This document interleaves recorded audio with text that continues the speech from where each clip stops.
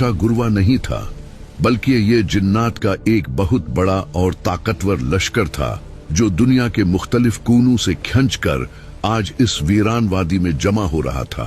अचानक इनमें से कुछ सरकश जिन्नात की नजर अब्दुल्ला बिन मसूद राज़ियल्लाहु अन्हु पर पड़ गई। वो तेजी से एक इंतहाई खौफनाक शूर मचाते हुए इस हिफाजती दायरे की तरफ लपके। अब्दुल्ला बिन मसूद राज़ियल्लाहु अन्हु ने अपनी सांसें रोक ली। इनका जिस्म अकड़ गया। इन्हें लगा कि अब ये हौलनाक मखलूक इन्हें नोच डालेगी और इनका नाम वो निशान मिटा देगी। लेकिन जैसे ही वो खूनख्वार जिन्नात इस लकीर के करीब पहुंचे जो मुहम्मद सल्लल्लाहु अलैहि वसल्लम ने जमीन पर खींची थी, वो एकदम जोरदार झटका खाकर पीछे जा गिरे। अब्दुल्ला बिन मसूद राज़ियल्लाहु अन्हु को फौरन अपने आका के वो सख्त और जलाल वाले अल्फाज याद आ गए, चाहे कुछ भी हो जाए, इस दायरे से बाहर कदम मत निकालना। और फिर इस भयानक शूर, इन डरावनी चीखों और इस हौलनाक हुजूम के बिल्कुल बीच से एक निहायत खूबसूरत और पुरजलाल आवाज उभरी। एक ऐसी आवाज जिसमें कायनात का सबसे बड़ा जलाल, सबसे गहरा सुकून और सबसे बड़ी ताकत पोशीदा थी। वो आवाज मुहम्मद सल्लल्लाहु अलैहि वसल्लम की थी। आका ने निहायत सुकून के साथ कुरान मजीद की तिलावत शुरू कर दी थी। वो आवाज जैसे ही इस वीरान और जिन्नात से बहरी वादी में गूंजी, ऐसा लगा जैसे वक्त थम गया हो।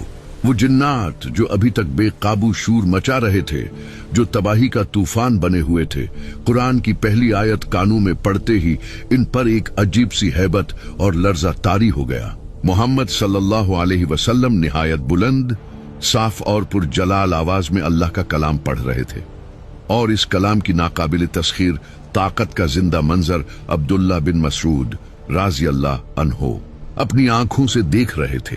जैसे जैसे आका की जबान मुबारक से कुरान की मुकद्दस आयात अदा हो रही थी, वो सरकश, मगरूर और ताकतवर जिन्नात जो दुहुए के बगैर आग से बने थे, वो मिट्टी के इंसानों के सरदार के सामने बेबस होकर घुटने टीकने लगे। इनका वो सारा शूर, वो सारी दहशत बिल्कुल खत्म हो गई। वो जो एक दूसरे पर चढ़ रहे थे, अब निहायत अदब, खामोशी और एक अनजाने खौफ के साथ जमीन पर सिमट कर बैठते जा रहे थे। पूरी वादी में अब किसी जिन की कोई आवाज नहीं थी, सिर्फ और सिर्फ मुहम्मद सल्लल्लाहु अलैहि वसल्लम की मशहूर कुन आवाज गूंज रही थी। और वो हजारों लाखों जिन्नात सर झुकाए, दम साधे, मबहूत होकर अल्लाह का कलाम सुन रहे थे। वो तुमने इस दायरे से बाहर एक कदम भी निकाला तो फिर तुम कभी वापस नहीं जा सकोगे और क़यामत तक मेरी और तुम्हारी मुलाकात नहीं हो पाएगी। ये सख्त ताकीद करने के बाद मुहम्मद सल्लल्लाहु अलैहि वसल्लम इस दायरे से मुड़े, आगे बढ़े और अंधेरे में गायब होने लगे। अब अब्दुल्ला बिन मसूद राज़ियल्लाहु अन्हु इस हिसार में बिल्कुल अकेले थे। इनकी नजरें हर तरफ तेजी से दौड़ रही थीं और कान हर चहोटी से चहोटी आहट पर लगे हुए थे। और फिर अचानक माहौल तेजी से बदलना शुरू हो गया।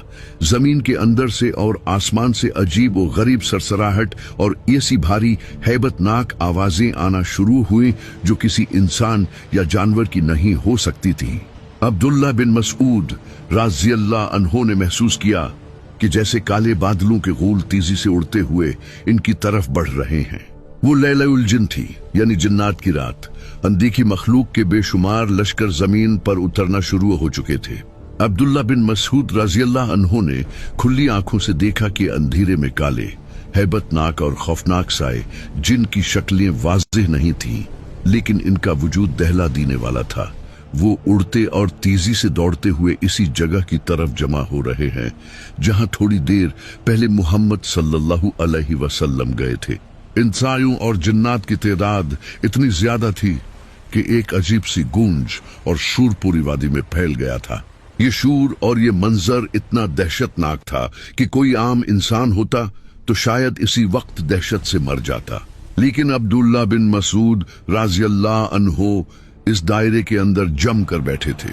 वो साए और जिन्नात इस दायरे के करीब आते, शूर मचाते, लेकिन जैसे ही इस हिफाजती लकीर के पास पहुंचते, एक अनदेखी ताकत इन्हें जोर से पीछे धकेल दी थी। वो किसी भी सूरत इस दायरे के अंदर दाखिल नहीं हो सकते थे, लेकिन बाहर खड़े होकर इनकी खौफनाक मौजूदगी और हैबतनाक आवाजें अब्दुल्ला बिन मसूद रज़ियल्लाहु अन्हु के पूरे वजूद को झंझोड़ रही थीं। वो बिल्कुल बेबसी के आलम में बैठे थे और अंधेरे में अपने आका को तलाश कर रहे थे, जो अब इन खौफनाक जिन्नात के एक बहुत बड़े हुजूम के बिल्कुल बीचों बीच मौजूद थे। और अब वहां कुछ ईसा होने वाला था जिसकी नजीर तारीख में नहीं मिलती। वो काले, हैबतनाक और दिवैकल साए अब पूरी तरह इस वीरानवादी में पहल चुके थे। इनकी शक्लें तेजी से बदल रही थीं, कुछ अजीब व गरीब खलीक की तरह लग रहे थे, कुछ के कद इतने लंबे थे कि रात के अंधेरे में आसमान को चूहते हुए महसूस हो रहे थे, और कुछ जमीन पर रेंगते हुए तेजी से इधर उधर दौड़ रहे थे। इनकी आवाजें किसी तेज आंधी, गरजते बादलों या बड़े पत्थरों के आपस में टकराने जैसी थी। ये कोई चहोटा